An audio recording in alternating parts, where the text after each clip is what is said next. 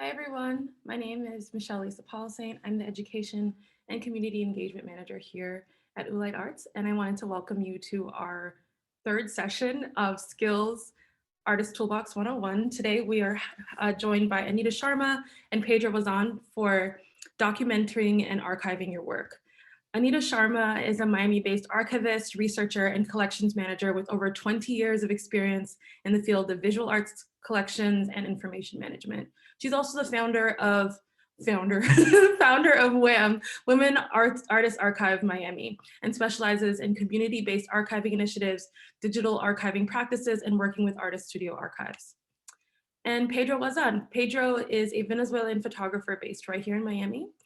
Pedro has been teaching photography for the last 14 years and has participated in exhibitions from Venezuela, in South America, and all over the United States.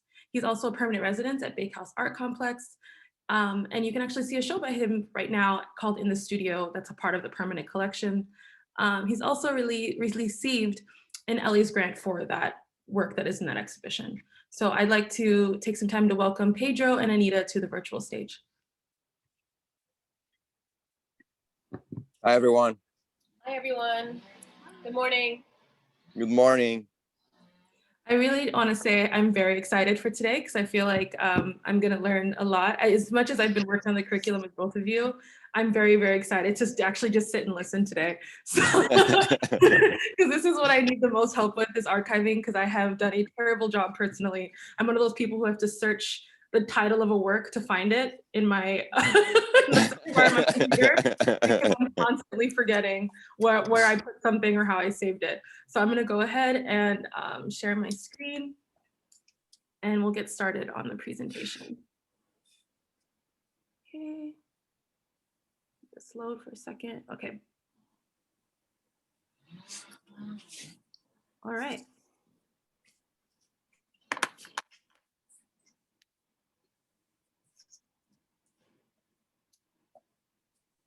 Okay, well, good afternoon, or sorry, good morning, everyone. I'm Anita Sharma, as Michelle just introduced us. I'm a visual arts archivist based in Miami. It's really great to be here today with Pedro, Michelle, Danielle. Before we start, I just want to thank Oolite Arts for spearheading such an important program, such as the Artist Toolbox program, and also for organizing this really important conversation. I'm really passionate about archiving, and I'm really excited to be sharing these strategies and skills with you today. So today we're going to be talking about archiving and documenting your work and the importance of building your studio archive. First, we're going to begin with an introduction, and we're going to talk about why it's important to preserve your creative legacy. And then we're going to guide you through 5 steps that will illustrate how to implement your plan. And then finally, we're going to end with tips on how you can maintain and nurture your studio archive. So what is a studio archive? A studio archive is essentially what you will be building to preserve and maintain your creative accomplishments. It is the nerve center of your creative practice. And when you take the steps to implement a system of arrangement, organization, and management, you are saving your creative legacy for future generations. So what does a studio archive consist of? So imagine you're standing in your studio archive. What are you surrounded by in your studio? Your studio archive consists of artwork, visual documentation, such as installation shots, slides, media material, financial records, such as paper-based material, including sales records or certificates of authenticity, maybe, exhibition materials, such as postcards, flyers, brochures, exhibition checklists, correspondence, letters, handwritten notes, sketchbooks. So basically, these are all of the items that are currently in your studio. Now, your studio can be both physical and digital, and your archives can exist in several locations. Artists tend to keep materials in their studio space, in their home office, and maybe even in their closets in their home, in storage facilities. And if you're working with a gallery, then you might even have inventory in your gallery storage space. So why is it important to archive and document your work? Well, in a nutshell, when you take the steps to organize your art practice, you're taking control of shaping and preserving your own creative legacy and accomplishments. Whether you're an emerging artist or a mid-career artist or an established artist, it's never too early to start thinking about how to preserve your creative contributions. So I always tell artists, you don't need to wait for a gallery or a dealer or a curator or an archive to do this work. You can make your work more visible and increase access to your creative community right now. You're also providing really important research and contextual information about your artworks, your process, and your inspiration. Artist studios are like treasure troves and time machines all bundled up in one. So make sure that you're taking the time to make your research and your contextual information accessible, not just to the outside community, but to yourself. And last but not least, remember that when you document your art career, you're investing in your art practice, you're caring for it, and you are valuing it. Now, the benefits of organization can be immense. Once your creative content is more organized and accessible, your productivity will absolutely increase because you can focus on maybe generating sales or applying for grants or residencies or putting together exhibition proposals. So what is keeping artists from archiving and documenting their work? Now, facing the prospect of organizing your studio can seem daunting and even overwhelming. Artists have shared their concerns with me over the years, and they really have some very understandable concerns and worries that maybe this work is too expensive. Well, you can absolutely do this work on a budget. There are so many cost-effective solutions out there nowadays with affordable cloud-based solutions like Google Drive and Dropbox and website making tools that can help you get organized. There's also a fear that this will be time consuming. Remember, this is a marathon, not a sprint. You're not going to archive and document your studio archive in 1 week. If you set realistic goals, however, and start by setting aside an hour every Friday, for example, it will feel manageable. Now start small and then gradually increase the time spent on your archiving projects. There's also a fear that this is going to cut into your art production time. You should incorporate archiving into your art making routine. When you factor it into your art making process, it will become a habit. For example, after you make a new artwork, create an artwork record and add it to your database immediately, or upload it to your website. So when you do this, it will become a habit like making a cup of coffee or checking your Instagram feed. There's also a fear that you cannot do it alone. Absolutely get help. I recommend getting an assistant or hiring an intern. A lot of high schools and college universities offer internship credit to their art students. So consider getting an intern. Internships can be paid or unpaid. If you are hiring an intern and you aren't able to compensate them, think about maybe paying for their ride share or providing them with a small stipend or buy them lunch every week. If you have friends who are artists, barter with them. That is a creative solution that artists tend to pursue. So yeah, invite them over for lunch, have an artist help you with the inventory process, or if you have friends who are art handlers, have them build you inexpensive storage racks.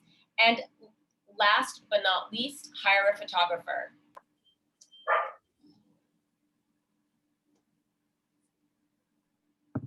So Pedro, did you want to talk a little bit about investing in archiving or? Oh, okay. Well, yes. Well, hi. Welcome to this talk, everybody. Yes. Well, hiring a photographer or do it yourself is a question that you have to ask to yourself and be realistic about it, right? About your photography skills or how much do you need these photographers to really do this elaborated job, okay? Professional work is professional work for me, but you definitely can do it yourself on a budget.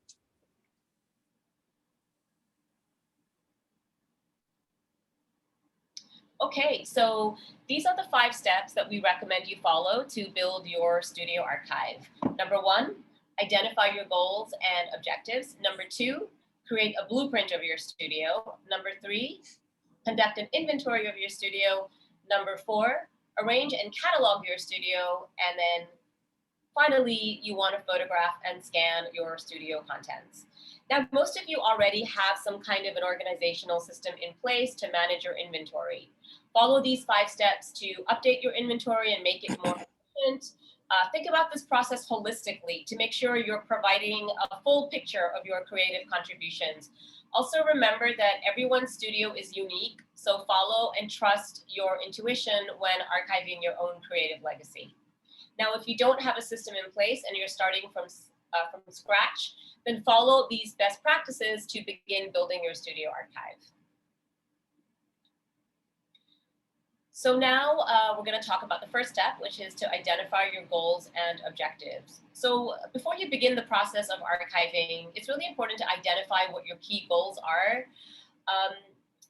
Ask yourself, what do you want to accomplish and why do you want to accomplish it?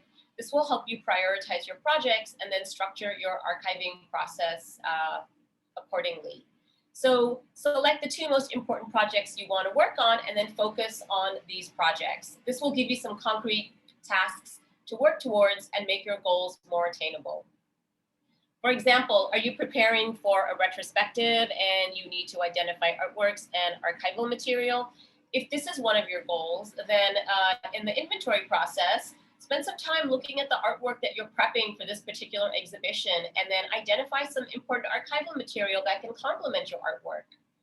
Are you interested in boosting sales and you need to photograph work for your online portfolio? Now, if this is one of your goals in your inventory process, you should really spend some time identifying the artwork that you want to sell and that you want your photographer to capture. So then, once they actually complete the photography process, you can upload this to your online portfolio. Now, do you want to increase productivity by tackling the long overdue filing projects? Now, if this is one of your goals, during the inventory process, spend some time looking at your physical records, the papers that are piling up on your desk or in your boxes. Start to think about how you can better organize and file them. When you do this, you will end up saving time in the long run. So you can focus on the tasks that you like making new artwork or spending time with your friends and your family.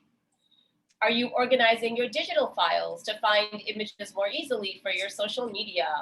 So if this is one of your goals in the inventory phase, spend some time gathering all of your various storage devices, review the contents, integrate your files, delete duplicate files, reduce the clutter, select images that are related to specific exhibitions or a specific project or time period. Yeah, and are you prepared with good quality images to show a potential gallery or museum curator? This is important, to have the ability to show high quality images to anyone at any time. This is key when trying to sell work or having meetings with anyone who would like to go a little beyond your website or your Instagram profile for making, any important decisions. Are you going to photograph your studio yourself or work with a photographer? Either of them represents an investment in time and money. No questions about it. And this investment should be part of your workflow as an artist, should be always included in your workflow.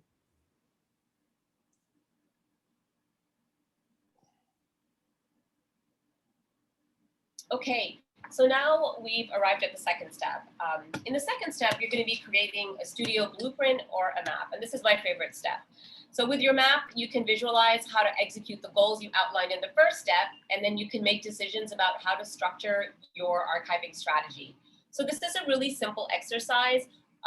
All you need for this exercise is a pencil and a sheet of paper, and your goal is to do a rough sketch of all of the different sections of your particular studio. Now, most of you have materials that will fall into 3 main categories.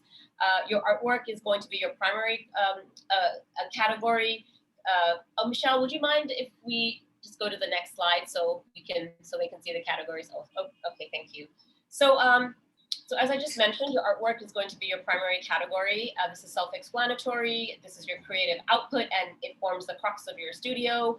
You will have materials in your studio that are physical materials. So these are paper records, such as grant applications, invoices, checklists, exhibition postcards, catalogs, really all of the physical paper-based materials that you've been gathering, as well as media such as slides, VHS cassettes, tapes, etc. And then you will also have digital records. Now, these are files that you will have generated, accumulated, and acquired from third parties. These files will exist on external storage devices such as hard drives, USB drives, and also cloud-based systems such as Google, Dropbox, or any other cloud solution that you're using. Now, when you're mapping out the contents of your studio, just quickly note what kinds of materials are located in all of these different sections, so you can get a kind of high-level view of what your studio looks like. Now, as you do this high-level reconnaissance work, try to get a sense of what records and items that you are actively using.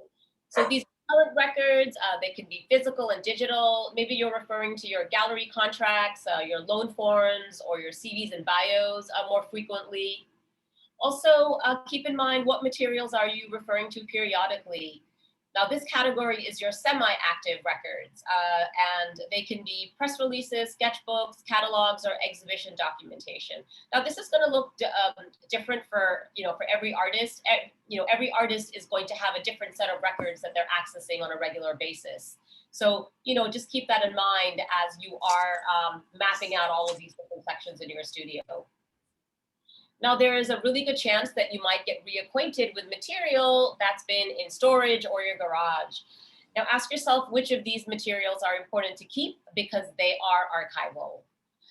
Now, archival materials are items that possess intellectual, historical, and contextual value because they provide details about your legacy and your process. For example, your slide collection might shed light on how your process has evolved over time.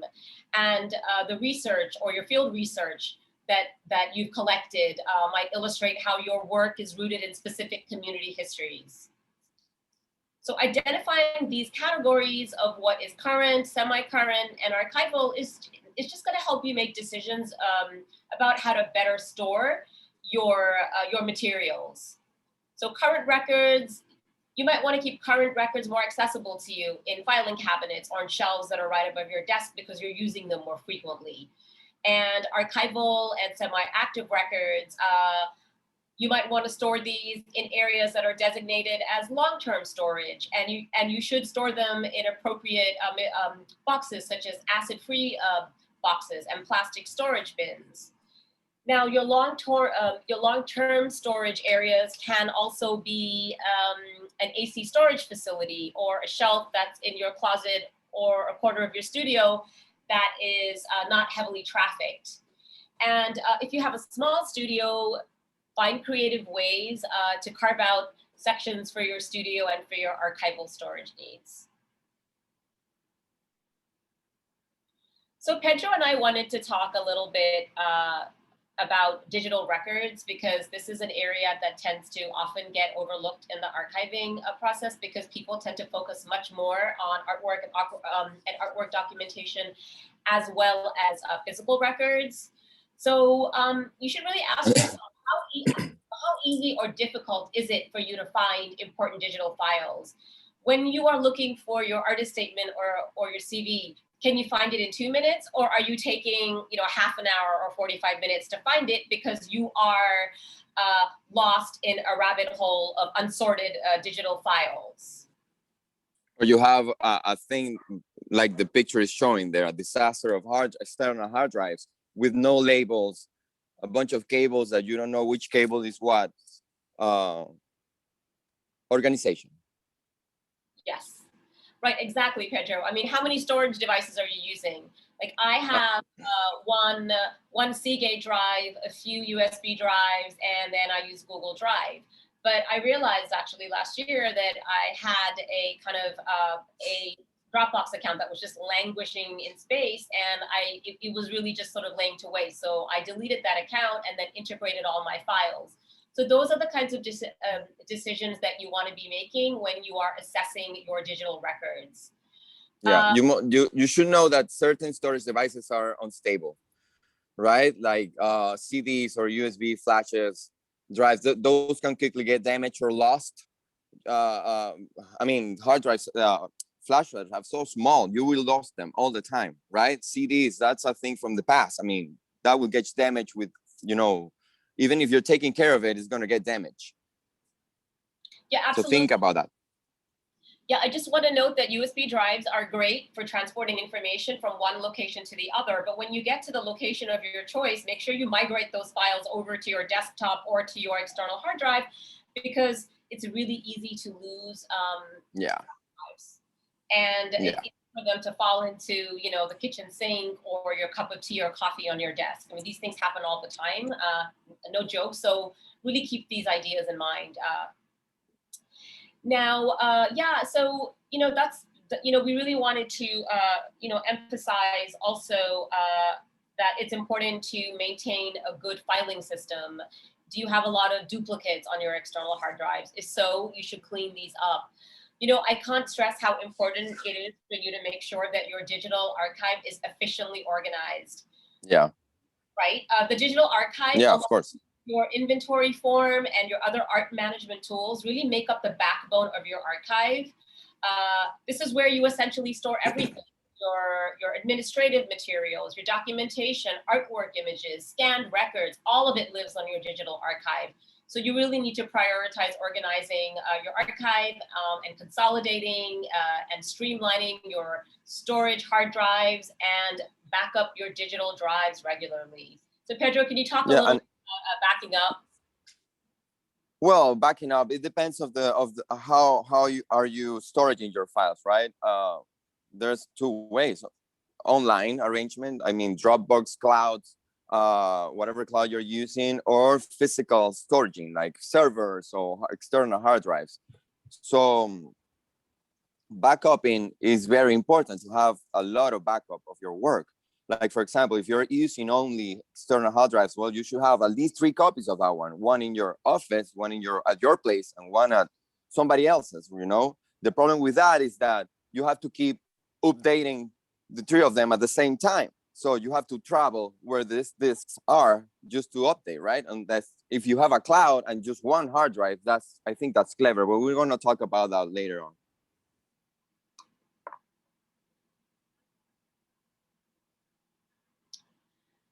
So this is a sample studio map that illustrates what mapping your blueprint looks like. So this map illustrates how artwork and archival material can be scattered across the studio. So you can see here, there's some paintings and some drawings here in this particular storage rack. We can see that there's physical records that are also scattered throughout this particular artist studio. So one of the things that you should ask yourself is, are you a piler? You know, do you like to pile your documents on your desk? Are you a boxer? This means, you know, you're stuffing your exhibition checklists, your price lists in boxes sort of randomly on your shelf. Like, we all have certain organizational tendencies. So knowing what your type is can really help you decide on a system that works for you. If you're a piler, then maybe consider getting magazine files to organize your documents. Or if you tend to shove things in boxes, then maybe it would be good for you to consider getting a filing cabinet that can be right next to your desk. So by looking at this particular diagram, I can already start to get an idea of how I would sort of better integrate material and kind of reorganize material. So on this particular storage rack here, I might reserve this just for artwork, and then maybe use this particular shelving system here for records that are current and semi-current, because they'll be easier to access. And I have a closet here with miscellaneous boxes, so you absolutely want to open those boxes and you want to get a sense of what's in there. But this looks like it might be a good space for you to keep your long-term or archival materials, because they are in a dry and moist environment. Sorry, moisture-free environment is what I meant to say. Moisture-free. Oh, moisture-free, that's very important. Yeah. Very important. Very important. Yeah. So now we're ready to move on to the inventory step. So in the inventory step, we're going to build on the information that you gathered in the mapping phase. You're going to start with your artwork, your physical or digital records, and then you're going to begin conducting a section by section inventory of the objects and items that are in your storage areas by listing key information in a spreadsheet. I absolutely recommend doing your inventory in a spreadsheet because it's just easy to edit and then to make changes, to move information and data around. So if you're beginning with your artwork, you need to record where your artwork is located. Is your artwork in your home? Is it in your parents' closet? Is it in a storage facility? The caption information is also important. This is the metadata, such as the title, date, dimensions, medium, edition number, and any other relevant details about that artwork. Inventory number. Does your work already have an inventory number? Yes or no. Indicate that in your column. This is important because you will be assigning inventory numbers to artworks that don't have them, so you can track your artworks more easily. If you have a digital art practice, well, then you're going to be working with all of the storage devices and the cloud solutions where your artwork is stored, and then you're going to get a sense of where all of this material is located. If your artwork is stored on multiple devices, number those devices. Documentation. I know Pedro wanted to mention something about this. Yeah. Well, do you have good quality images? You have to build your shot and digitalization list, right? And this is key in order to have an optimal workflow when photographing your artwork. You need to have everything in order. And everything begins by organizing and creating a list of needs of your work. What do you need to do with this work regarding photography? Yeah. Right, and then condition. So briefly note the condition of the work. You could just use keywords like excellent, good, and poor. If the work is damaged, indicate that here because you'll be making decisions about conservation if the work requires treatment. Now, the checklist for your physical records and media is also similar. Location, where are your records located? Are they in boxes in your garage, your basement, in your home office, or your closet? Summarize the containers. So the summary for your archival records should just give you a snapshot of what's inside the box so that when you look at this particular summary on your box, you have an idea of what the contents are. Number all of your containers so then you can track them more easily. Media, do you have slides, CDs, transparencies? Where are they located? Are they in acid-free boxes? If they're in old plastic enclosures from the 1980s, then chances are that those plastic enclosures are not acid-free, so remove them. Invest in buying the appropriate archival supplies for your media materials. And also indicate the condition. Now, paper-based materials can fade and become brittle over time. Remove newspaper clippings from a paper-based material because they are acidic, so they should be filed separately. Your checklist for your digital content and your inventory is also similar. We just talked about your digital records. How many devices do you have? Are you using three cloud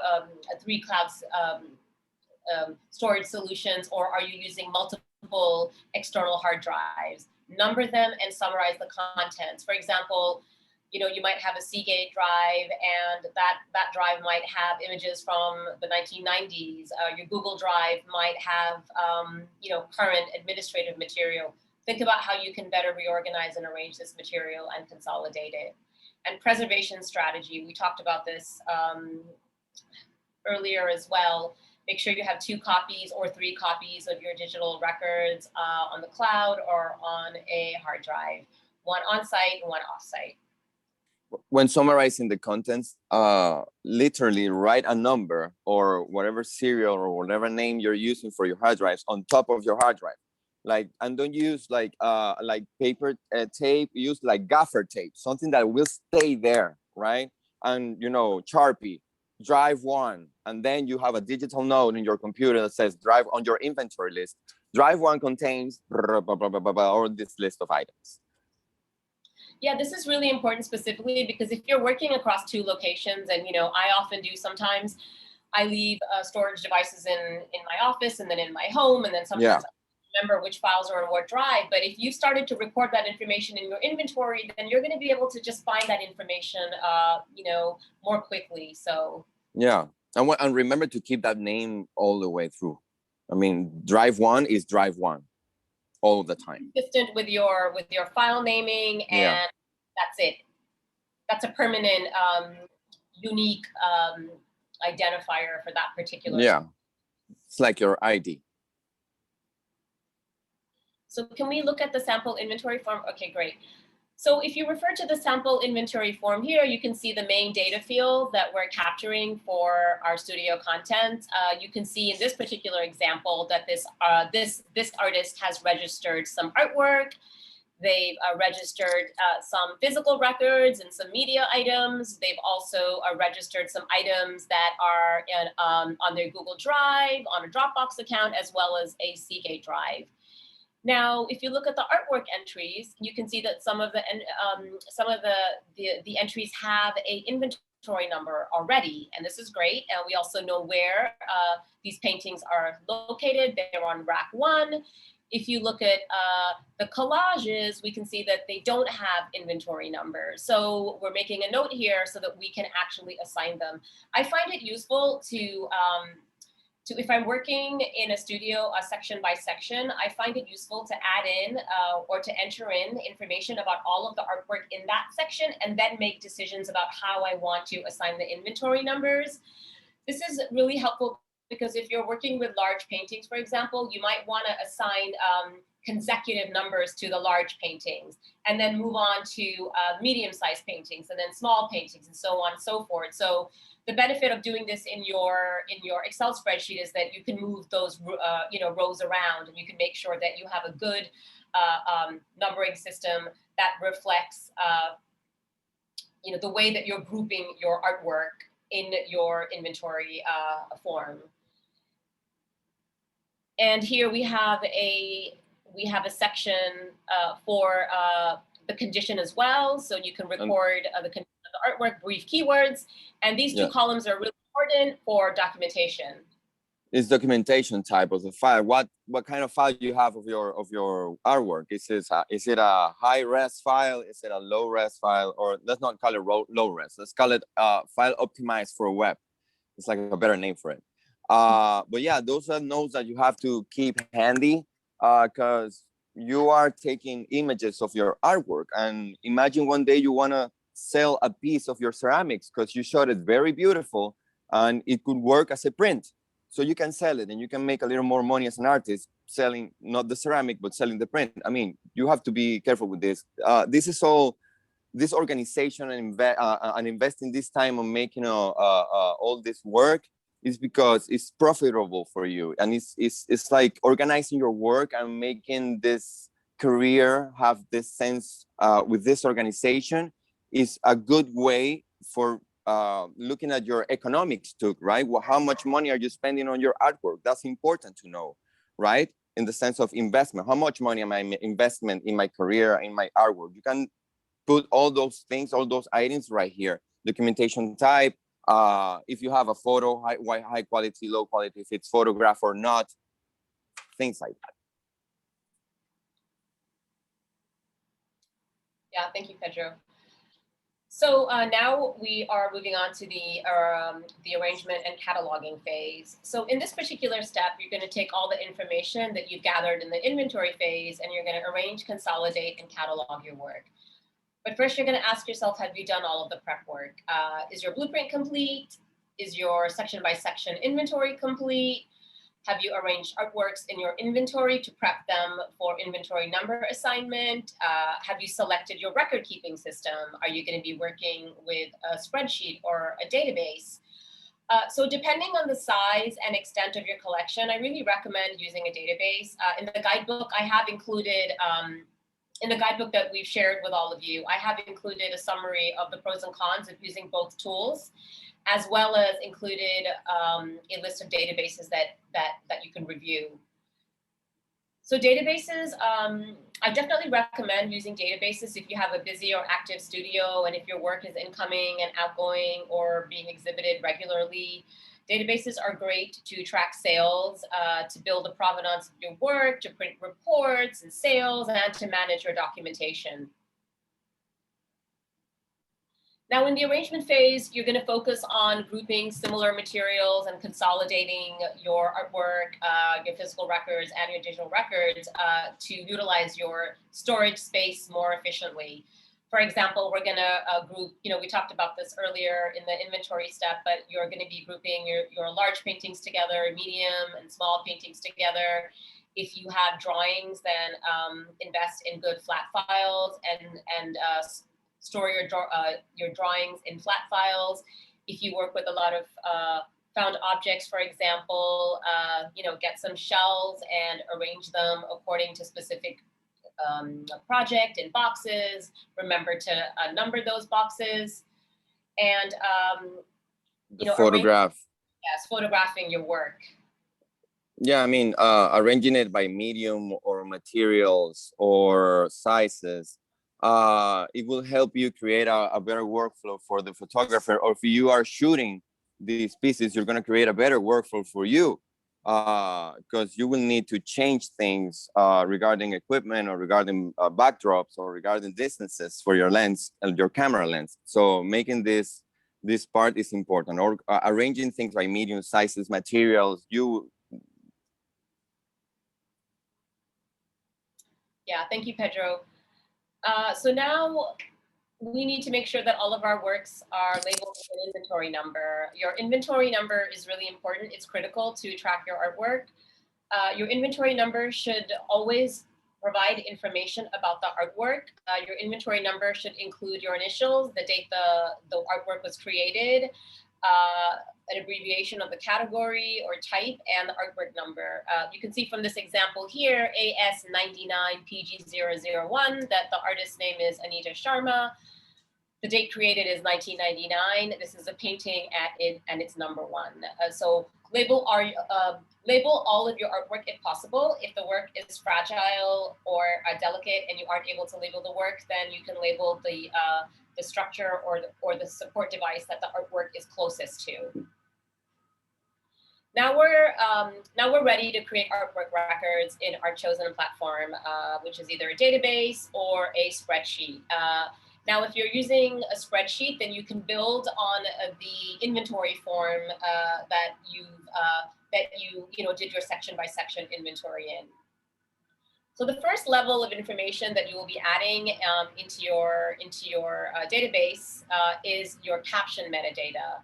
So this includes all of the critical, tombstone information that goes on a museum label. This is the title, medium, the date, dimensions, edition number. If you have any detailed installation instructions, then you will include that information as well in your artwork record. The next level of information you'll be adding is the financial information. So this is information about the artwork, its price. If you sold a work to a client, you'll be recording this information here as well, whether it's a collector or a museum. Next, you'll be adding in the exhibition information. Has your work traveled or been exhibited in local exhibitions, national or international exhibitions? This information is really important because you'll be building the provenance information for your artwork. So as much information as you can provide will be really, really critical. Let's see, there was something else I wanted to mention about this. Yes, if your work has been included in publications, also include that information. Researchers and curators and historians really like to see this information in their in inventory summaries. So can we move on to the next image? Okay, so this is just an example of an arrangement scheme that you can use or potentially use for your digital content. Whatever folder structure that you use, it should make sense for your particular studio practice. It should be logical and intuitive and easy to use. So this is an example of a filing system that an artist used, and they've divided their top level folder structures according to function. So you can see here, the 4 high-level categories are admin. That's because they're generating and managing a lot of administrative material. They've decided to have a top-level folder for their artwork. They have a folder for their archival documentation because now they've started the process of documenting key archival materials in their studio. And art publications because artists wear many hats. Artists often have multiple jobs, and this particular artist is a writer and publishes in various art magazines and journals. So now you can see the admin folder has been subdivided into these 4 sub-series or subfolders. Here's a folder for your bio and CV. This is super important. You want your bio and CV and your artist statement to be readily accessible. So make sure that it is in an area where you can go and grab it if you need to in a second.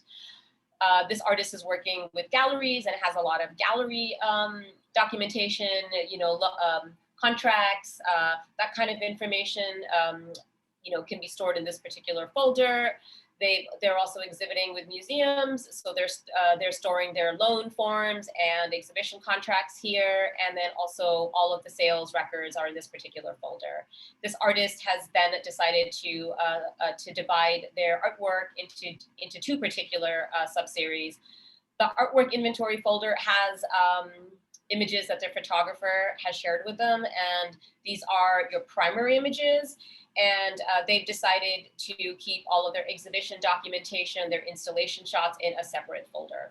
So this is just an example to just give you an idea of what one particular filing system can look like. But whatever system you use, make sure that it makes sense for your particular practice.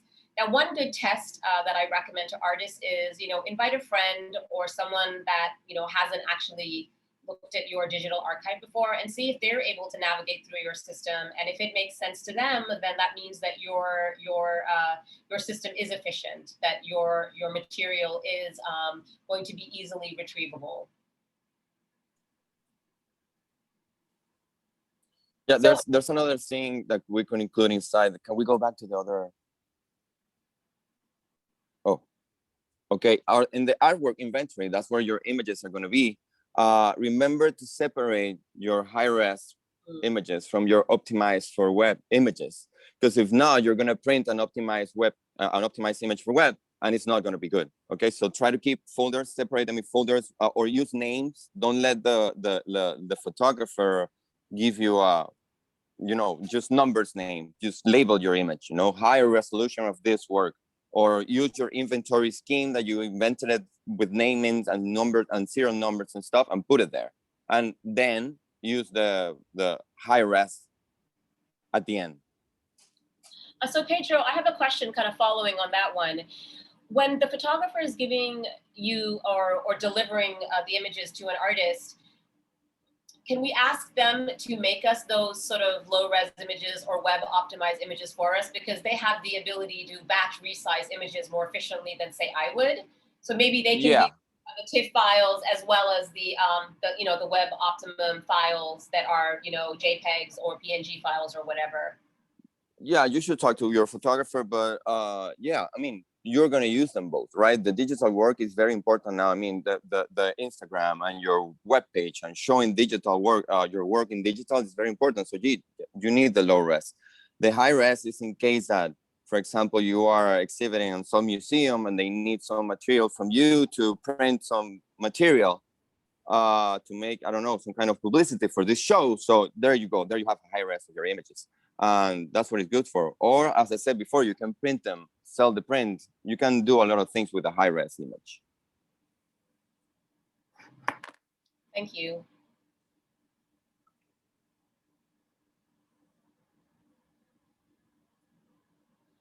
So I wanted to share some examples of how artists are storing their artwork and their archives with you. Now, I really like this image here because this artist is actually using store-bought shelves and then is very cleverly created painting racks on the top of the shelves to store their paintings. And I thought this was just a really nice example of how you can organize material in a small studio space. Now, this is an image of of the arrangement of what, arranging your physical materials can look like. So I was arranging some archival media such as CDs and slides and photographs for a client. So I grouped similar items together. You can see here, the picture quality isn't so great. You can see here that I've got some CDs, and these boxes here I've got photographs. So I grouped similar items together and then further divided them chronologically according to project. Whatever system you decide to use is fine. Just be consistent and make sure it facilitates easy access. This is a banker's box, an acid-free banker's box. These boxes are great. If you have lots of material in, old U-Haul storage boxes, then make sure you invest in good archival quality banker's boxes. And this is an example of an archival photo box that can store, at least 100 to 120 photographs as well. And you can find these supplies on, just sort of go online and go to Gaylord Archival Supplies. And in the document that I've shared with you all, I have a list of archival suppliers that sell these products. So can we move to the next image, Michelle? Okay, thank you. So, oh, go ahead. I'm looking at these images. So the one in, that we looked before and this one. So this is like the correct way of doing an archival at your place. If you have physical rec. Right. So yeah, I wanted to share this this specific example of what art storage in a home studio can look like. So these images were actually shared by a friend. She lives in the Midwest and her studio is in her basement, but she can't actually store her work or her archives in her basement because of the fluctuating temperatures in her basement. It's not advisable to store artwork and archives in your basement. So she has to be really creative and use the spaces inside her home to store her artwork and her archival material. So, she stored her paintings and some of her works on paper here. This is a closet in her home.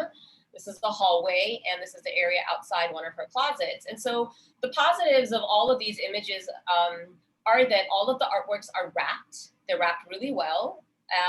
They're also numbered, which is great. She has a really detailed inventory of where every single one of her artworks are located in an Excel spreadsheet. So if she needs to find a particular drawing, she knows that it's in this closet, in the hallway, or in the area in front of her closet. And so those are all really good things. Now, these artworks, the majority of these artworks are stored vertically, which is also very good. So those are all positives. This particular area is in an area that is not, heavily trafficked. So that's also a good thing. She stored a lot of her archival materials and some of her drawings in these portfolio boxes, which are archival. So these are all positives. I would recommend, so there's some ways that you can kind of improve this. So one of the things that I would suggest is that in the closet, maybe she puts in a shelving system. So the works aren't necessarily kind of, so close together. And I would do the same in her hallway. So those are ideas, those are some suggestions that, she can use to kind of to improve this scenario. But yeah, I also wanted to share this image because not all artists have a, formal studio space with a lot of shelving, shelving materials. So, you have to be creative sometimes. You might have to use the interior of your home to store your artwork, or you might even need to store your artwork across multiple locations, So just keep that in mind. Whatever system you're doing, it is really possible to do it safely, but just make sure that you have a really good inventory form that is tracking the location of all of these artworks, and make sure that your artworks are really well wrapped. Yeah, on a dry place. In a dry place, away very dry place. Moist locations. Right. I mean, it is really challenging for her because she doesn't want to store her materials in her basement because of the issues with heat and fluctuating temperatures, and also there are flooding potentials as well when you have a basement. So, will you use one of these devices to take the moisture out of the environment inside of those closets? Yes, you can use a dehumidifier. That is dehumidifier. Yes, a dehumidifier. I'm sorry. if That's you're, that's not in my English vocabulary. well, in Miami, dehumidifiers are recommended, specifically if you're using a storage facility that doesn't have air conditioning. And not all artists can store their artworks in AC storage units. So, you know, you can buy, you know, decent sized dehumidifiers on Amazon, and you can, you know, you have a range of options that, you know, that you can pursue. Okay. Okay, so this is my part now, a little bit of my part. So documenting your artwork. I wanted to share these images of different artists. Those are Sacha Wurtzel, Morel Doucet, and Lauren Shapiro. And this is what I'm talking about making great images of your work, right? This is very minimalistic. This is very simple. It's just achieving great technique on photography and doing great light. That's all you need, right? Can we go to the next? Your shows. It's not only about your work, it's your shows too. You know, in your shows, when you photograph a show, you are showing the feeling of your work mostly. So hire a photographer that can represent that on the images, right? And that can talk about you without words, just doing images. On the next slide, we have kind of a professional versus amateur photo example of what could happen if you hire a photographer, what could happen if you do it with your iPhone on very bad lighting conditions. Okay, so we can go to the next slide, please. So basically, what is important, why is important to have good quality images of your work? Well, imagine that one day a museum wants to exhibit your work and they need something from you on high res. Imagine that you have the opportunity to meet an amazing gallery owner that you've been waiting for so long, and he's very interested in your portfolio, and you show him bad images, right? Imagine that in a long time, 10 years from now, you want to do a retrospective of your work. Where's your work, right? How is this quality? How detailed were your images? Having faithful reproductions of your artistic work plays a very important role in your career as an artist. You know, it's giving your work and its process permanent existence, and that's very important. Okay, hiring a photographer, I'm sorry, or purchasing professional equipment for doing it yourself is an investment, and be aware of that. Okay, if you want to do it really good, it's an investment. Sure, you can do photography of your mobile phone, right? But it's not going to be as a professional camera. It's not going to be the same. It's never going to be the same. So the photography starts with the inventory as well. You have to be very organized of what are you shooting and what and for what. Okay, the inventory of course needs to have a name, quantity, size, description, the materials, but all of those things I need to explain before the organization part. Okay, so preparing your work for a photographer or for do-it-yourself requires a workflow, a workflow that probably you have to stick with that one forever. Okay, if you are very organized and systematic with your photography and your files, nothing will go wrong, and you will have like a wonderful experience with your images. Let's say it that way. In order to have a simple workflow, you must seek for all the answers to your needs. Like, what do you want from your photographer? Do you want to photograph a show? Do you want to some pieces on white background? Do you want to do an experimental shooting for your work? How much detail do you want from these images? Do you need 1 shot, 2 shots, 3 shots of the same object? Define the purpose of the images so you can define the photographic style that you want. It's very important. I'm sorry. Okay, it's very important, for example, to know the size of your work. We talked about this in the inventory guide. What materials your work made of, the measurements of your study. If you're hiring a photographer, this person needs to know how big is the space he's photographing. So in order for him to gather the correct equipment to get to your place, right? This is in case you cannot move your pieces. This is my sculptures are too heavy and it's too expensive to transport this heavy objects to your studio, so you have to come back to my studio. So I would recommend to take your iPhone and send the photographer an image of each corner of the room and then you put yourself in the middle of the room and go to each corner. With that information, the photographer can imagine what's the equipment he needs and what's the size of the backdrop and what's the size of everything for his shoot, okay? So it's very important to know what kind of photographer you need, okay? People get confused with this one. It's not the same.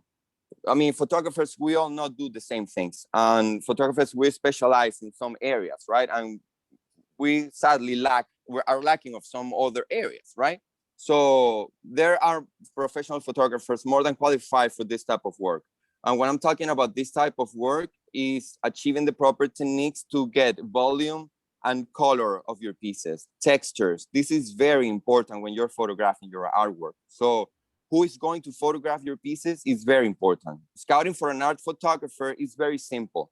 You need to find a commercial photographer with experience in product photography or an art photographer, which exists, okay? You know, materials in photography and light reflections and all these light concepts in photography, all the materials work differently, right? If you're taking pictures of something in a framed canvas without glass, that one is very different from the same framed canvas with a glass. It's another technique. It's a completely different thing, right? If you're doing wood and you're doing sealed wood and glazed wood, and then you're doing raw wood, those are different techniques to apply.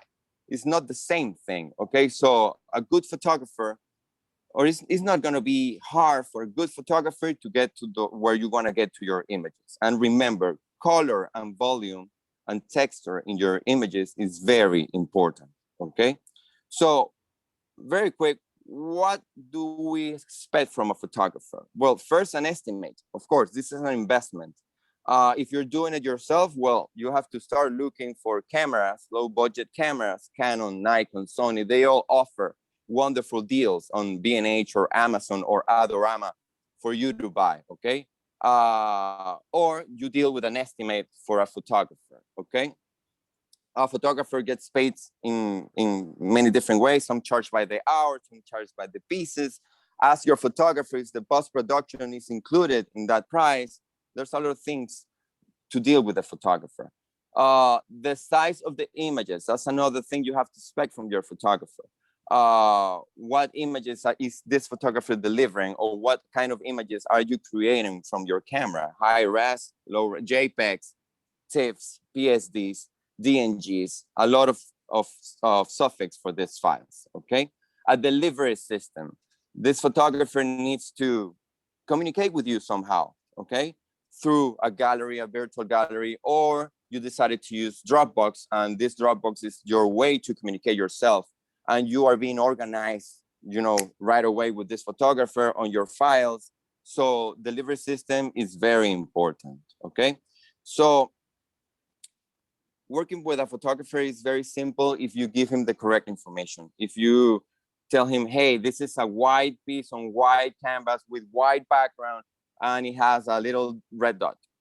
That information is very important. Hey, these measurements are 2 meters or 5 inches or whatever. Please talk with your photographer. And if you're gonna do it yourself, be aware of what you are photographing. What's the material of this piece? And just look on Instagram, on YouTube, or talk with a friend photographer. Hey, how can I shoot this? How can I do it by myself on my place? How can I take advantage of this light coming from my window in my studio? What support do I need? Do I need a tripod? Do I need, okay? Okay, let's move on. Storaging, there. Okay, so as we talked before, there are 2 ways to store your digital data. That's the physical storage and the online storage. The physical storage is just your old external hard drives. The new models of external hard drives are very fast, but still it's a box that you have to keep somewhere safe, and you have to keep copies of that box somewhere, okay? Remember, every time you're making an image, you're creating space for something, a folder for something, and a specific route to access this file, okay? From whatever, your desktop, your phone, no matter where you're trying to access this file. So remember with hard drives to keep multiple copies of your hard drives. They have to be a mirror, the same all the time. If you are working on this hard drive and that one has 3 months without being updated, that's a problem right there, okay? So when you get into Dropbox and clouds, you will notice that you can connect that cloud to your computer, or you can connect that hard drive to the cloud. So every time you connect your hard drive to your computer, the Dropbox or the online system you're using will suck the information from the hard drive and will storage it online safely. So if you, for example, if you delete this hard drive, everything's in the cloud, nothing is gonna happen, okay? So there are different sizes for hard drives. I'm a photographer. I'm used to creating terabytes per year of information. So I'm not dealing with hard drives. I'm dealing with servers, physical servers that are connected to my cloud, which is Dropbox, okay? But you have 500 gigabytes, 1 terabyte, 2 terabytes, 8 terabytes, 16 terabytes, depend on the hard drive, okay? You have different multiple connections. You have to be aware about this. Do you have USB 2? How old is your computer? Do you have an USB 2, USB 3, USB-C, Thunderbolt? For example, my server is connected through Ethernet, so it's a different connection. So is your hard drive connected through Wi-Fi? There's a lot of stuff. You have several brands. You have Samsung, Seagate, G-Tech. Most of hard drives are good. Just be aware of how much space do you need and how fast do you want your hard drive to go. The online storage is the next slide. Okay, so most use Dropbox, Google Drive, and the people who uses Adobe. We have a cloud with Adobe, you have to pay for more space. For example, my personal choice is Dropbox. I've been using Dropbox for the last, I don't know, 8 years of my life. And I have almost everything there. And as I said before, my physical server, which is 48 terabytes, is connected to my Dropbox. So every time I go to a photo shoot, I just come by, I just plug my card to the server and everything goes online and on my server. So I keep it on my server so I can work on it, but it's safely all the time connecting to the Dropbox and updating and doing its thing. It's a marvel, okay? I think clouds are the most safe way to go, okay? Since you are not producing this absurd amount of images, I think the cloud-based storage system is the best for you, okay? I think cloud systems that connect to your desktop, that you can add folders to that desktop folder of your cloud, and you can say, hey, I want these files to be online right here on my computer, and I want all other files to be offline, but I want to see the mapping in my computer. That's great. That's the way that you should go. Invest a little time reading about Dropbox, about Google Drive, about the cloud of your preference, okay? But they have a lot of mechanism and they are great, and they have wonderful customer service. If you deleted a file on your cloud, they can go weeks back to recover that file. So it's a marvel, it's great, okay? So find the one that you like. Normally clouds come with a 1 terabyte, I think, of free space, 500 gigabytes, something like that. Plan where you're going to do. If you think you're going to need more space, well, then you need to go with the cost. This is going to cost me, I don't know, $25 a month or 9 months bucks. And you have to add that to your budget, to your monthly artist budget, okay? Okay, so very quick, organization. I think it's the next slide. Oh no, photograph by myself. Okay, photograph by myself. Okay, so if you're gonna photograph yourself and you don't have a clue about how to do this, so we need to prepare for that, and we need to learn photography somehow, okay? Even if you're gonna do it with your iPhone on a white background with your window light, you need to learn how to do that because it's tricky, okay? And there are a lot of tutorials for doing this, okay? If it's only for inventory purposes and you just wanna keep a little image there and see what's going on with that image, well, your iPhone will work, right? And there are tons of kits on B&H and Adorama or Amazon. If you dial there like e-commerce product photography with iPhone, you will have a lot of a lot of options there to photograph, okay, to backdrop, slides, whatever. It's very easy. It's meant to be easy that way. If you decide to go for a professional camera, well, you need lessons. You need lessons on how to handle that camera, how to achieve proper exposures, how to handle ISO, f-stops, shutter speed, techniques, lights. It's a kind of tricky, okay? But it's an investment on learning. That one is not lost. Everything you invest on yourself for learning something that's going to be profitable for you and it's going to be good for you, well, go do it, okay? It's a good way to go. Meanwhile, work with a photographer and you can learn from him. And there's going to be a moment where you're going to say, hey, I know how to do this. I'm going to do it by myself right now. And that's going to be a wonderful way of doing it too. Michelle is writing that we have a lot of questions. I don't know if.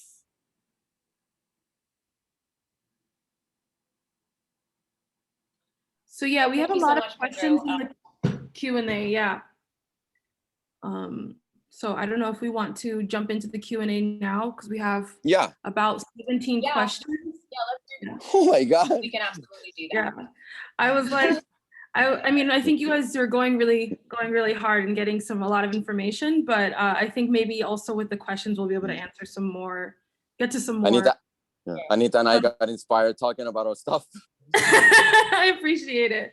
Okay, so I'll just start reading through the questions. For a couple of hours, each and talking about all of the minutia. So yeah. Okay, so here's the first question we have is, how do you recommend to structure files for multimedia artists on a hard drive? Should you start with year, medium, etc.? Okay, so that's for you. Okay. So sorry, it's a multimedia work? Yeah, so I'm guessing they mean people who have a lot of different types of work.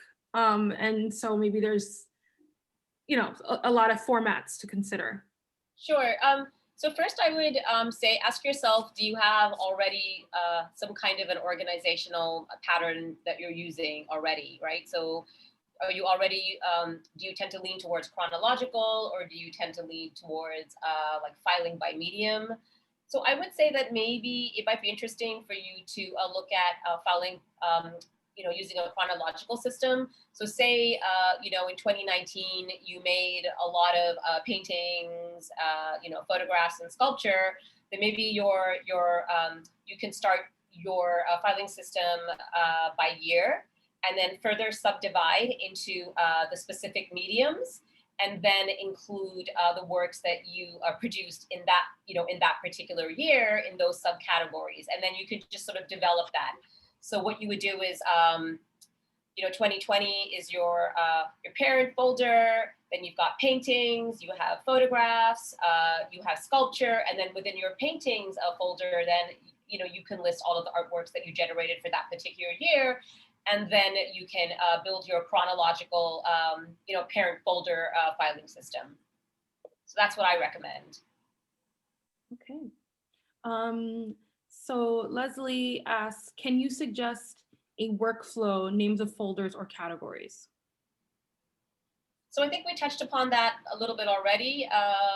You can use a chronological system or, a system by function. I'm definitely a function person. I find that sort of helps me, manage all of the levels of information that are sort of incoming on a daily basis. You can also use, project type. Some people like that. If you're, exhibiting regularly, then maybe have a high level folder system, which is divided chronologically. And then within that, you can include information about all of your different exhibitions. So think about, what pattern makes sense for you and how you actually work in your studio space, and, find a filing convention system that is, in some ways mimicking your art practice. Okay, that makes sense. And so another question we have from an anonymous attendee is, what about artists that don't have access to a studio space? I'm guessing they mean that related to the different storage and the studio map that you suggested. Yeah, so that's why I did include that, those examples of what, home storage can look like. If you don't have a studio space, then absolutely, carve out some storage space in your home. Think about also perhaps, maybe getting a storage space with some friends, you know. I know an artist recently who wasn't able to afford a storage unit, but then she teamed up with a couple of people and then they pitched in and they got one AC unit together. So that's something that you can also, you know, that's something that you can also do. You can also barter with friends. If you have friends who have, you know, studio spaces and they have some, you know, they have some room to be able to accommodate more artwork, then maybe barter with a friend and then, you know, rent out a little bit of storage space in your friend's art studio. So these are some examples of things that you can do if you don't have, you know, a formal studio space. Oh, this is a good question. Should visuals and documents be housed in separate hard drives? So visuals meaning documentation of your artwork, as well as then all of the kind of archival material that you might be scanning. Yeah, absolutely. Again, you know, I think that's a personal decision. I think everyone likes to structure their work and their materials differently. If you're organizing your materials by function, then absolutely you would have artwork in, you know, in one high level folder, and then you know, store your archival documentation on another folder. If you have, you know, tons of archival material, then, you know, perhaps you can, you know, reserve one external hard drive for your digital archives or for, you know, documentation of your archival material, and then reserve one for your artwork. It really depends on your personal preferences. Oh, and can you, I guess we can write in the chat, can you remind us the kind of tape you mentioned that was better for labeling your, so it was called gaffer's tape. It's like the tape you use the gaffer tape. Yeah, gaffer tape. You use it to tape down like backdrops, you use it. It's really high quality tape that's used for and it's mostly used for lighting systems, like where you will use gaffer tape for the cable on the floor so no one trips with the cable, or you will use it to take notes, or you will use it for a lot of stuff. It's a very resistant tape that will not damage some surfaces. A paper is gonna ruin it for sure, but a hard drive is cool. Nothing's gonna ruin that one. If you're worried about that, you can use archival tape too, but gaffer tape is fine for this. I mean, gaffer tape will stay there like almost forever. If you don't mess with it, that's gonna be there, and it's gonna be marked, and the mark is gonna last too, because it's kind of paperish. It's not paper; it's like a fiber or something like that. Yeah. Then there's a question: is there any affordable software available for artwork? I'm assuming they mean for organizing, similar to like Museum. So I included a list of databases and software products in the handbook that you should have received a copy of, but there are a few that come to mind. There's Artwork Archive, which is really affordable. It has a monthly subscription rate, and it's becoming really popular with artists. There's another product called Art Systems, which has, I believe, a single user edition platform, so artists can actually use it, and it's online, it's cloud-based, but it also has a website integration feature, so you can then, so it's a database driven website, so you can also build a website with this tool. But definitely refer to the list of databases that I provided in the document. And I think we answered this live, but maybe just clarify again. Do you recommend having the same information on several hard drives in case one fails? Any recommendations for high quality hard drives? Which we have that in the thing, but we can maybe clarify. High quality hard drives. If I will buy a hard drive right now, a fast hard drive, it will be a Samsung T5 or T7. If I will have, if I needed a bigger space with hard drives, I will go for G-Tech. G-Tech is a very good hard drive, and they come up to 12 terabytes, I think, and they have RAID systems, and you can use dual hard drives. It's very technical, but it's a great system to work with when you need lots of space. If you need more than that space, I would recommend a Synology or a QNAP, which are servers, physical servers, and they work pretty well. I've used my Synology for a long time, and it works great customer service. I always worry about the customer service for these things, because if a disk fail, I need someone to repair that. Yeah. I need someone to repair it. So I'm always looking for the best customer service regarding technology or things like that. You can trust in all your QNAP or GTEC and Samsung for these ones.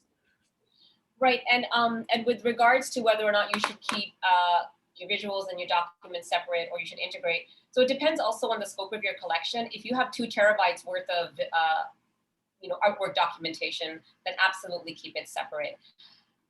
But if you are, if you have a mid-sized studio or a small studio practice, then absolutely integrate everything. As long as you have the backups, that's the most important thing. And this question hits close to home because I've had this happen to me. Do you recommend any companies that can restore hard drives or flash drives that have failed? All my work was on a flash drive that died. And that's one of the things that Pedro talked about with hard drives, where if you don't have it on a cloud and it doesn't back up automatically, you've lost it sometimes forever. I personally had that situation happen. And when they did finally recover my files, we talked about this before, they put everything as like PDF 1 through like 3000 with no organization whatsoever. And I have not touched that hard drive because I don't even know how to get started on getting it organized again. Well, I have a true story about this. I used to have, that's why I'm recommending GTEC. I had this working space, and it was on the upper part of my working space was the AC of my office. So I will have the hard drive like next to my computer. One night I got to my office and it was flooded, and I was, oh my God, what happened?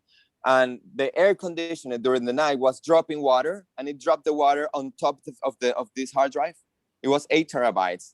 And I thought I lost it all. Of course, it wasn't starting, it wasn't turning on. I sent this hard drive to GTEC and they recovered everything. Wow. Okay. They had a lot of trouble, like with some names and stuff, but I mean, 85% of the information was there and was organized. So, wow, that's a miracle.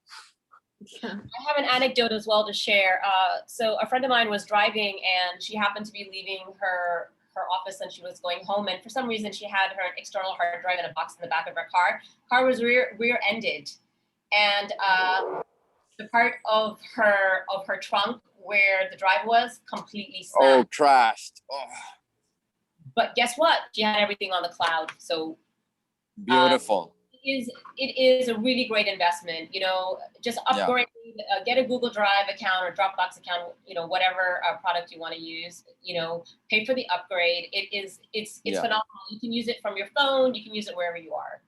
Yeah, I think I didn't answer the question, but I think my answer will be send the hard drive to the manufacturer. Send it back. Get in touch with them, like, hey, this happened with my hard drive. What can I do? Where can I send this? You have a technical service for this. What do I do with this? Write them back.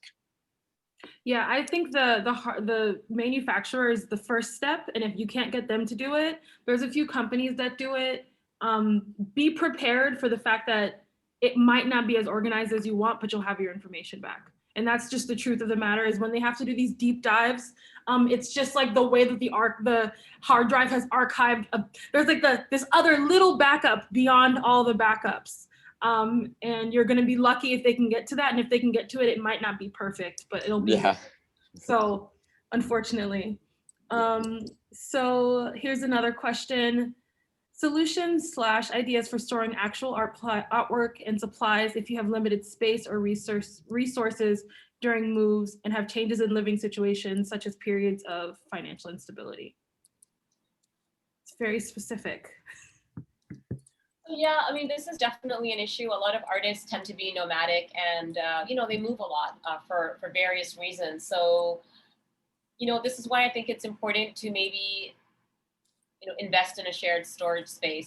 If you're moving between a number of cities, some artists work and live between two or three cities. So if that's your situation, then definitely think about sharing a storage space with someone, or ask family members if you can store artwork in their homes, maybe in a closet. I mean, if you don't have the financial means, then those are the kinds of decisions you have to make, because you have to rely on your family and your friends to care for your work. I sometimes have stored some artwork and archival materials for friends while they're in periods of transition. So if you have financial issues, then I would definitely consider that.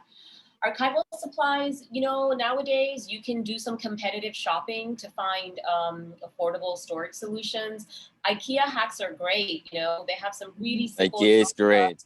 IKEA is great. You can go and get some really simple wooden shelves there and then kind of amend it. And if you're really handy, or if you have a friend who's an art handler, have them come in and, like, you know, help you just, you know, adapt that particular storage solution to make it work for, you know, for your artwork. IKEA actually has a flat file that you can buy there. Yeah. It's very cheap. It's like $100. I have $100. It's great. I It's mean, I great. need another one now. I mean, I filled it up within the first month that I had it, but it's really great and it was very cheap. Yeah, and I also want to mention that stores like Uline and Staples have really good sales throughout the year. So monitor their sites, because they do have some really competitive pricing for metal filing cabinets, as well as you know, metal powder coated aluminum storage shelves. Home Depot is also a great place to get really affordable shelves. There's, for the people that doesn't have enough space, there's all these movement of people that are living now in tiny houses, and they have to come up with this amazing idea for storaging things. So maybe if you take a look on YouTube, or you find links for tiny house organization solutions, you will find a lot of answers there. Right, and you know, build up. If you have a wall space above your desk, build horizontal shelves. That's a great something there. That's a great place to store all of the different archival categories that we talked about, like current, semi-active, and then archival.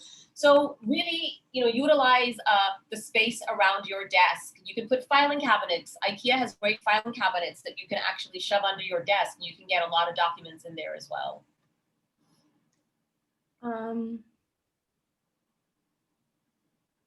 Oh, okay. So this one, I mean, this is hard to explain, I would say. You know, it's hard to explain without like a visual, but it says web optimization is a great question. Can you expand how to change a high res into a low res image? Which, I mean, I can totally answer this too, but you can kind of run a script on your Photoshop, which Photoshop, if you go into Photoshop and you go to image and then batch, you can actually have them edit all of the whole folder of images at one time. I do that a lot. It's the quickest way to get a bunch of things into a different size. So when, for example, the other day I sent something to Boom for a feature, and I wanted to send them a specific web size version of it. So I just click batch, I click the folder, and then it runs a whole script and makes all of those images in that folder in a separate folder saved at that specific size. There's two versions. There's batch, and then there's, what's the other one? Image processor. So both of those things, you can change the settings of how you want the images to be saved through there. If you search like image processor or batch image editing on like YouTube, you'll have like a step-by-step video probably that'll pop up that'll answer that, which maybe I should put that into, I'll put that into the document also as a resource. If you are a Lightroom user, for example, which is another program from Adobe, it's very simple too on Adobe Lightroom. Yeah. So I'm going to take one more question. Well, there's like only 4 more questions. Okay. You can answer them. Let's see. What materials do you recommend using to wrap and store artworks on paper, and where can we purchase them? You did mention Gaylord as one place to look. Gaylord, Talus. Gaylord's great. TALAS is great. Talus also has, actually sometimes they have really, so to store your works on paper, archival portfolio boxes are great. And I know that, and use glassine as interleaving. Also, what's great about Talus is that I believe you can get like, you know, a pack of archival portfolio boxes. Like you can get maybe a 4-pack or a 5-pack, which is, you know, really good. So you're getting more bang for your buck. So definitely look at Talus to get archival portfolio boxes to store your works on paper, and get the glassine. You can buy glassine on Amazon nowadays as well, if Amazon's your thing. Okay. And then, so they answered this about the brands of the servers. This is very important, I think. Should your art archive be mentioned in your will or living will? Absolutely. Absolutely, yes. It's one of the many reasons, which I guess we technically didn't mention it today, but it's one of the many reasons you should keep this very organized, so that if something happens to you, there's not questions of what is where and what belongs to who. It's nice when you have a gallery or you have someone who takes on the responsibility of keeping track of that stuff for you. You don't want those decisions to be made posthumously without your input. So it's really good for estate planning. If you're working with a lawyer and you're drafting your will, definitely include all as much detailed information as possible about where your inventory management documents are located. Also, assign a person who knows your practice well, and ask that person if they'd be willing to be the executor of your creative estate, because that person then will have this sort of global information about where everything is. That's also why I think it's important sometimes when you're coming up with your digital filing system or you're organizing your studio, that you ask another person to come in and see if they'll be very easily or intuitively able to find information, because that person could potentially be the person that will be the executor of your art estate. So Leslie says Pedro should teach a class on how to streamline your Dropbox storage with your. All right, we should do it. Let's do it. You're the best Dropbox advertisement ever. Oh yeah. Yeah. I'm a Google Drive person. I'm not a Dropbox person. I love Google Drive, so I don't know. Yeah, all right. I'm also a Dropbox person, and it's actually because back when I first started working in galleries, that's what we used.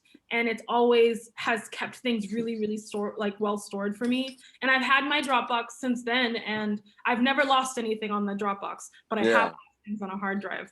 That was also my fault. I was carrying it around in my book bag like it wasn't important. Dropbox has a system that's called Paper, where you can take notes on brainstorming with another artist or your own ideas. They all have some kind of system. You have to study your system. What do you need? What's more affordable to you? What they offer you? You have to make a little research there. Well, if your practice is admin heavy and you're doing a lot of grant applications and applying for residencies, Google Drive. There's that way to upload those documents immediately into your filing system, and it even lets you organize it right then and there. So that's why I tend to use it, because as an archivist, I'm always working with digital files, like documents and admin. So remember, we all have free access to some amount of space on all the clouds. And somebody asked Google Drive or Dropbox, and I'll say it really just, as you can see, it depends on who you are. Depends on you. Depends on who you are. For me, Google Drive is better for when I'm sharing with other people, because everybody has a Google account and you don't have to make a Dropbox account to use it. But then in some instances, Dropbox is better for me in my personal storage. So it really depends. You can also, if you have the Google Drive desktop, you can actually back that up into your Dropbox. I mean, you can make them work together also. Yeah. So it doesn't have to actually be either or. And so our very final question is from Tom Virgin. Hi, Tom. It's, what is that IKEA flat file called? And it's called Alex. It actually has, I'll put it in the file folder as well. And it comes on casters, which makes it really helpful. And it's actually, I double checked, it's 129, which I think it was 100 when I bought it. So maybe they made the price go up because they saw the other. But it's really great, and it's actually the most convenient thing I've ever bought, because I wasn't properly storing my photography for a long time. And I admit that it's bad. I was like almost silent this entire conversation, because I was like, yes. That is where I'm not doing this correctly. We talked about your desktop and your digital filing too, Michelle. I remember that. Yeah, I'm trying. I'm working really hard. I'm trying to get better. No. So, oh no. This was great. I learned a lot, Anita, because I know everything about storing things on digital files, but physical, I have inventory of equipment, for example, and I need to know where my things are. So it's very cool to have done this talk with you. Thank you very much, Anita. Yeah, just as a parting note, I just want to say that, yes, documenting your artwork is really important. It's your primary concern, but don't neglect all of this amazing contextual and historical information you have in your studios. Curators and researchers, I often go to artists' website and I want to see images of their early work, but for some reason, artists don't share images of their early work. Less is not more in this instance. So if you have a website, don't hesitate to put in examples of your early work, because I like to see how a practice has evolved. So that is super important. Yeah, and remember, you remember to always try to get the best quality images that you can get from your work. Always, always. Okay, well, thank you guys so much. This was amazing. I learned a lot, particularly in this session, and I'm so thankful for you all for being part of this with me. It's been Thank an you. interesting journey to build these programs, and it's just been really nice to, like, even in the process, learn more about your practices as well. So thank you guys for attending, and thank you everyone for coming in today. Thank you, Michelle. Thank you very much. Thank you for this opportunity. Bye. Bye-bye, Anita.